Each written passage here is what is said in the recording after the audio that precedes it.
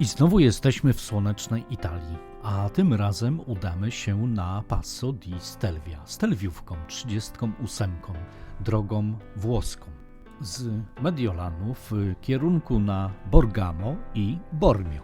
Ze względu na swój urok jest to bardzo lubiana i bardzo uczęszczana trasa. Robi po prostu na ludziach niesamowite wrażenie i masę ludzi wraca tam z powrotem. Nie tylko autem, ale pokonują też rowerem czy motocyklem. Jest kilka tuneli, które są wahadłowe. Są tylko w jednym kierunku, nie ma dwupasmowej jezdni, jest bardzo ciasno i strop jest bardzo nisko.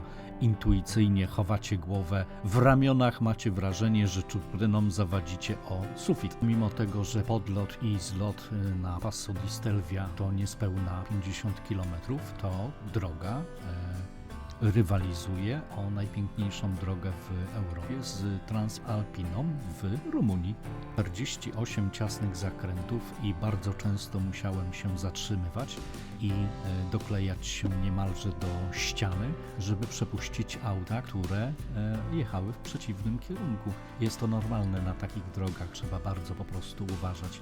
Faktem, że zakręty też bierzemy praktycznie z drugiego pasa, bo nie jesteśmy w stanie po prostu się złamać, żeby wziąć zakręt na raz. Na Passo di Stelvia są sklepiki z pamiątkami, można wypić kawę, jest parking, jest możliwość po prostu jakiegoś spaceru, jest możliwość po prostu korzystania, nacieszenia się widokiem.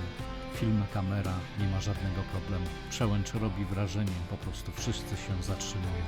A z Przełęczy, gdy udajemy się w kierunku do Austrii, cały czas się posuwamy wzdłuż szwajcarskiej granicy, dojedziemy do miejscowości Graun, która jest częściowo niemalże cała zatopiona. Jest tam powstały zalew i z tafli wody wystaje tylko i wyłącznie wieża kościoła. Tafla wody została podniesiona o 22 metry, to bardzo dużo. Zalew powstał w okresie II wojny światowej. Tak, zatopione Graun nad Lago di Resia. 48 zakrętów Stelvii to niemalże obowiązkowy punkt dla każdego miłośnika Alp. I pomimo tego, że jest to tylko 50 km niespełna, to robi po prostu niesamowite wrażenie, gdy jesteśmy na szczytach, gdy widzimy po prostu chmury, które wpadają w tą dolinę. Jest to coś po prostu pięknego i niesamowitego. Przełęcz jest dostępna tylko i wyłącznie latem, od maja do listopada. Tak samo jak inne przełęcze we Włoszech są czynne, po prostu dostępne tylko w okresie letnim.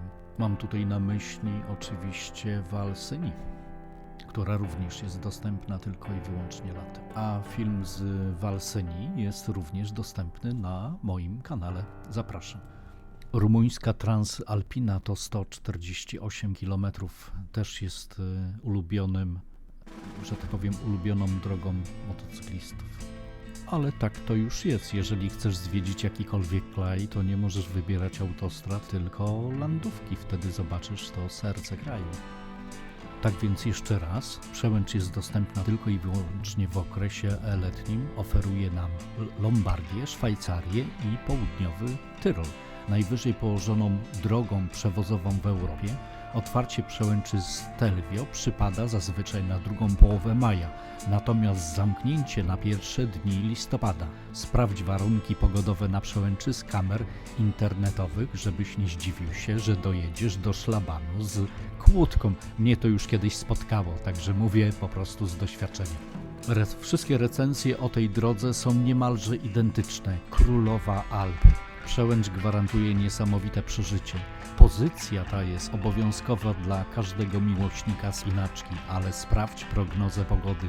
Są nagłe zmiany wiatru, deszczy i temperatury. No jak to w górach, po prostu pogoda jest kapryśna, ale gdy trafimy po prostu w słoneczną pogodę, jest to po prostu cud natury. Ja zmierzałem z Włoch do Niemiec przez Austrię. Zacząłem od Bergamo, zatrzymałem się na pauzę w Braun. a cała ta trasa z postojami zajęła mi około 10 godzin. Po prostu cały odcinek trasy jest niezwykle sceniczny i widokowy. Odbywają się tutaj też zawody kolarskie Giro d'Italia, takie Tour d'Italia, i także Przełęcz wystąpiła w programie Top Gear z brytyjskim dziennikarzem motoryzacyjnym Jeremym Clarksonem. A co pisze na przykład Navtour o Stelvio? Proszę, oto cytat. Jeszcze raz. Przełęcz Stelvio to najwyższa przejazdowa przełęcz we włoskich Alpach Wschodnich. Droga powstała dość dawno temu, bo w latach 1820-1825. Wybudowano ją na polecenie ówczesnego austriackiego cesarza Franciszka Józefa I, do którego w tamtym czasie należały północne Włochy. Za projekt zaś odpowiedzialny był włoski inżynier Carlo Donegani. Przy budowie brało udział około 2000 robotników. Mimo wielu przebudów i renowacji, jakie przeprowadzone zostały w ostatnich latach, obecnie trasa niewiele różni się od tej zbudowanej na początku XIX wieku, zaś przeznaczona była głównie dla wozów konnych. Cały przejazd ma w sumie 50 km i łączy miejscowość Prat w regionie Trident, Górna Andyga z Bormio w Lombardii. Najtrudniejszy jej fragment ma 25 km i to właśnie na nim znajduje się aż 48 zabójczych zakrętów. Bez obaw, wszystkie dokładnie oznakowane. Średnie nachylenie trasy od strony Prat do Przełęczy wynosi 7,4%, maksymalnie 15%. I jest to wspinaczka na wysokości 2760 metrów. I nie bez powodu ta trasa jest uważana za najtrudniejszą drogę w Europie i przebiega przez Park Narodowy Stelvio, który powstał w 1935 roku i obejmuje swoim zasięgiem m.in. najwyższy szczyt Tyrolu Ortler, 3905 metrów nad poziomem morza.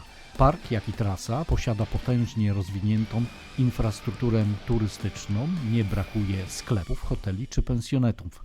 Będąc w okolicach, warto wybrać się także do szwajcarskiego kurortu Davos oraz odwiedzić malownicze jezioro Livigno.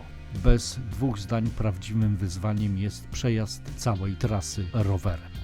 Takie ciekawostki niestety bardzo często się pojawiają o tej przełęczy ze względu na to, że stanowi ona w tej części Europy po prostu niesamowitą atrakcję turystyczną. Transalpina to potoczna nazwa drogi rumuńskiej, górskiej. Transalpina ma 148 km, a początki szlaku są niejasne. Niektóre źródła podają, że został on wytyczony na przełomie I i II wieku naszej ery przez legiony rzymskie podczas wojen trackich, a na mapach z tamtego okresu oznaczony jako strategiczny korytarz rzymski IV. Diabelska ścieżka łączyła Wołoszczyznę z Transylwanią. Transalpina, najpierw nazywana diabelską ścieżką, a potem szlakiem królewskim. Wszystkie przełęcze zawsze miały znaczenie strategiczne, dlatego że broniły wejścia do doliny przed jakąkolwiek armią, agresorem i zawsze były tam stawiane twierdze lub forty w celu obrony takiego miejsca, wejścia. Brama. Pasma górskie są naturalnym systemem obronnym danego regionu czy kraju. I tak jak w naszym przypadku, nasza brama zbrzecka jest niestety pozbawiona takich naturalnych osłon. Na kanale znajdziecie 4 części, 4 filmy przedstawiające przełęcz Stelvia i trasę SS38 z przejazdu przez przełęcz Stelvia. Mam nadzieję, że filmy o Passo di Stelvia Wam się spodobają i że sami postanowicie zdobyć tą przełęcz. Droga jest po prostu piękna, widoki zabierają dech w piersiach i pozostaną z Wami na długo. Życzę miłego jeszcze raz oglądania. Cześć.